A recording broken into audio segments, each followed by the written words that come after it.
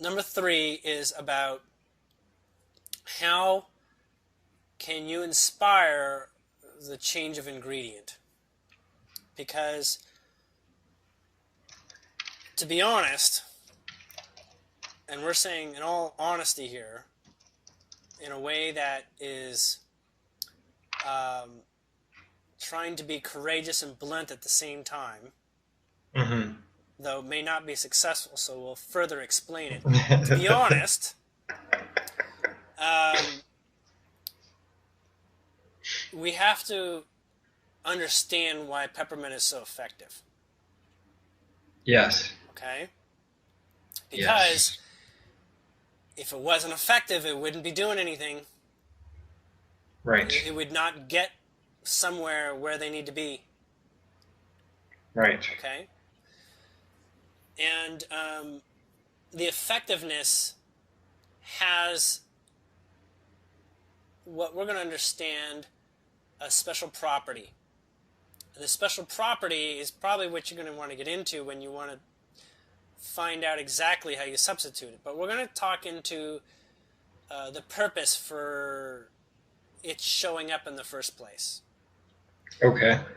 Now, as you know, many people they go into this place called the dark night of the soul, where Hmm. everything is just not working for them, and they come back with some really excellent inspirations, and these inspirations may not have a place in the world. They may not belong, right? It's like you died and you showed up as Jesus and no one believes you. You're like, crap. You know, like shoot. Right. No one seems to care about Jesus anymore. Why not? You know? Um, but the way that somebody comes back is very profound for them. They're going to try it out. They're going to try to exercise this. Um, they're going to give it their best shot. Okay? And I'm getting that this is the case with your friend. That this person had a very low experience in their life. Yes. From other people's perspective, this person got to a very low place. Like, Yes. I want to say damn near death, actually. Like, near death experience, in a way. Hmm.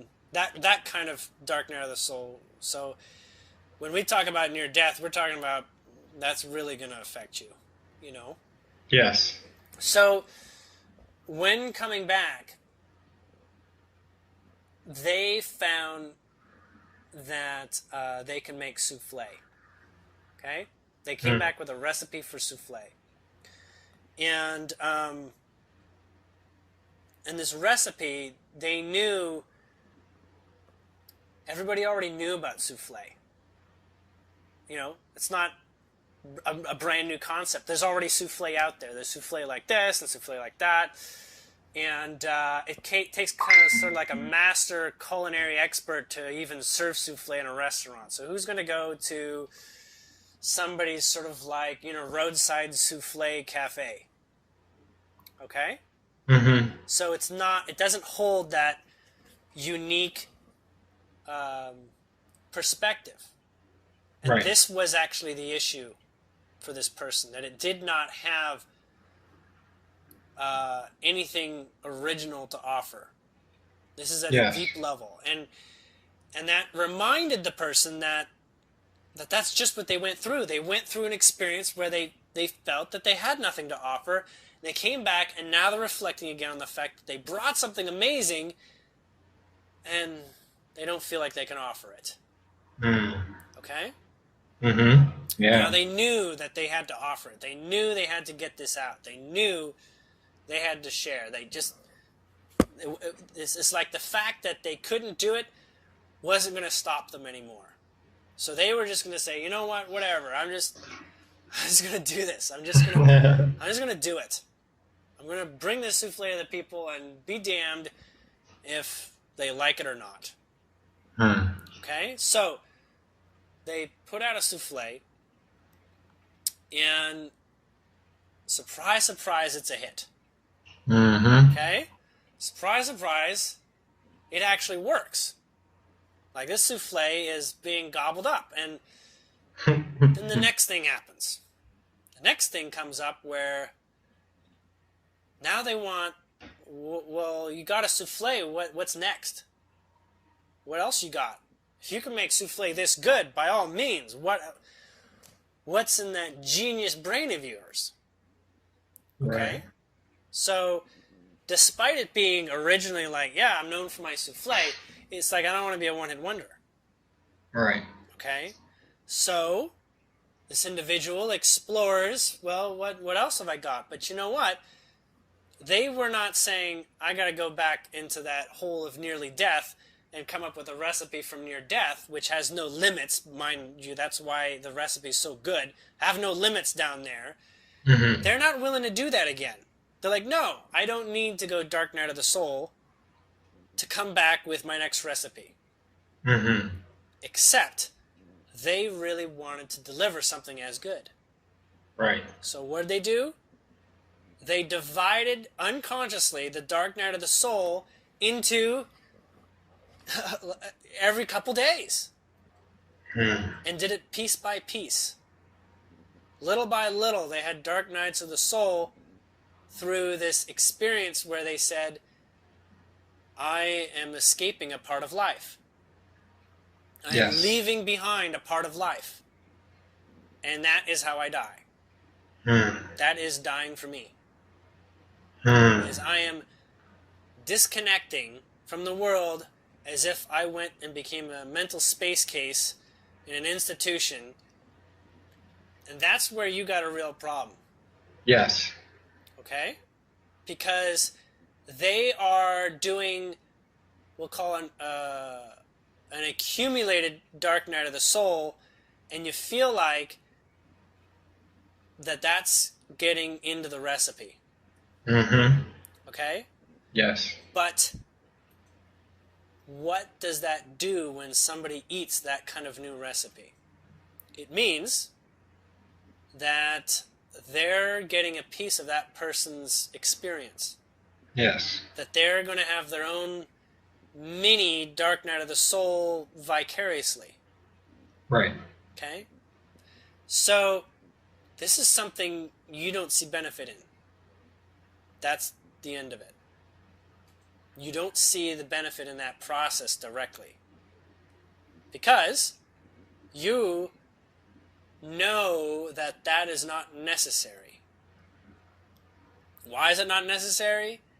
Because you know how to hold your vibration really, really well. You know what happy is, and you know that Dark Night of the Soul is not happy. Yes. Okay? But you don't discredit Dark Night of the Soul or any kind of uncomfortable effects. You don't say, I'm taking your pain away from you. It's like, no, by all means. The pain is happening for a reason. I know that's where you are.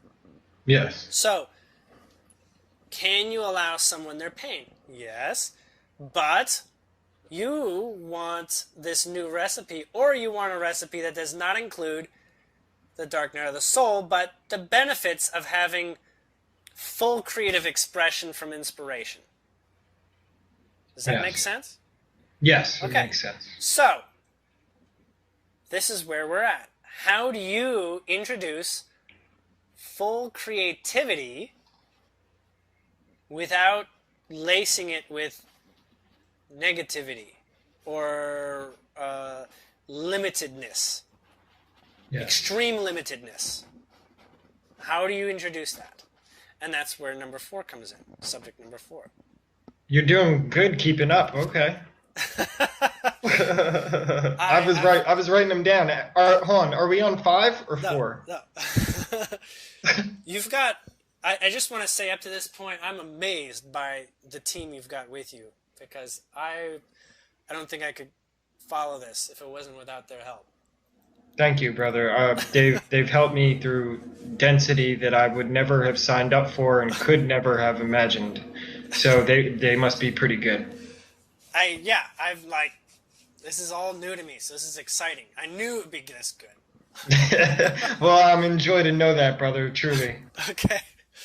So, in number 4, we're talking about the elements here of why Dark Night of the Soul in pieces is better than just having the Dark Night of the Soul. Because at first, we don't immediately identify with someone else's Dark Night of the Soul being useful to us. Okay? Right. So, it's not a stretch of the imagination that someone else's Dark Night of the Soul can be good for us, but, you know, when we see someone in rehab, it doesn't settle well in our stomach. You know? When we see someone in, you know, who's in the hospital for poisoning themselves, it doesn't settle well for us. We feel at a conscious level that this shouldn't be, you know? I agree. At the same time, I feel that, you know, it's hard for me in this moment to be anything but grateful for all of my experiences. Indeed. And there's a place to be grateful, and there's a place where your mind says, why am I grateful? I'd like to know more. Because if I know more, then I have something grounding that I can begin to identify a little clearer. Yes. So I'm being told. So, when it comes down to this place where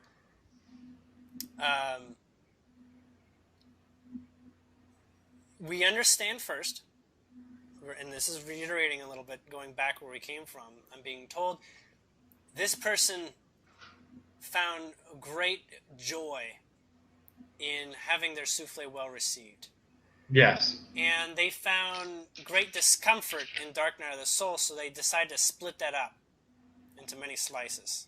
Yes. It's kind of like, some people call it or it's been known as sort of like a contract where you sell your soul, right? Because now you can get a good thing and you just sort of like pay interest over your life. Right. That sort of thing. And this, you know, it sounds crappy when you've got like a financial arrangement like that, right? So... I witnessed it. Right. Go on. Right. So when you approach this, it's like, damn, you know, how can I introduce you to something that's better than your contract? But I tried my best. But the truth is, you know what? Almost anything's better. Almost anything's better.